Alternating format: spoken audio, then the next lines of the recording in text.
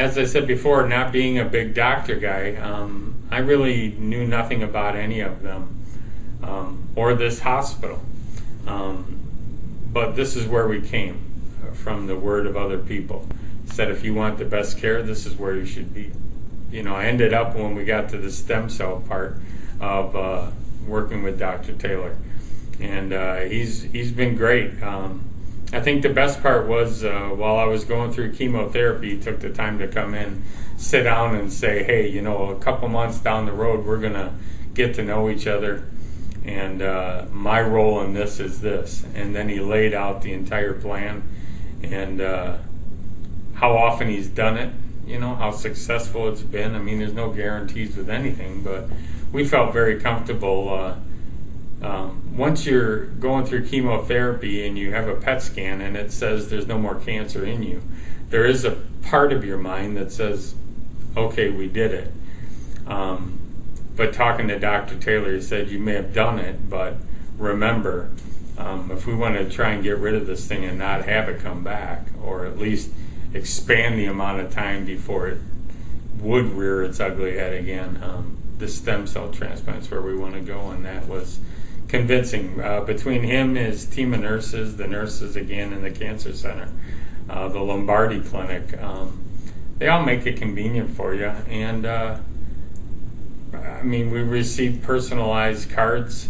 We've made friends that we've got forever, you know, beyond a nurse-patient or a doctor-patient relationship. You know, we took even at the doctor's persistence, we went and got a second opinion from a doctor at a Madison hospital. And we were given the names by the oncologists here. And they said, you know, if you want to, this fellow knows everything there is to know about this cancer.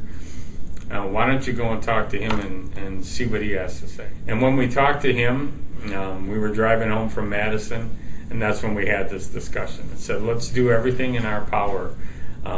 We believe faith-wise that, you know, God's made everybody, including doctors, including, you know, the miracles of modern medicine. And I think it's foolish to say, you know, I'm going to sit home and let God take care of this. I believe the doctors and the nurses are a miracle, and therefore, why would you not take advantage of that miracle? And that's the decision we made. The biggest part of our faith is we know I'm confident in where I'm going to end up someday, whether that's a week from now or hopefully 40 years from now. So we're okay with that.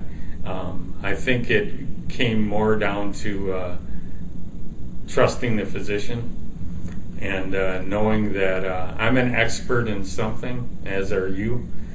So is he. And I trust in his expertise, and so far, you know, it's paid off. I mean, I feel great, and I'm looking forward to, I got a lot of stuff to do still, and I do it a little quicker. Try not to let days go by and things of that sort, because it does thump a little bit of reality into you. And there may be 40 or 50 more years. That'd be fabulous, but there may not.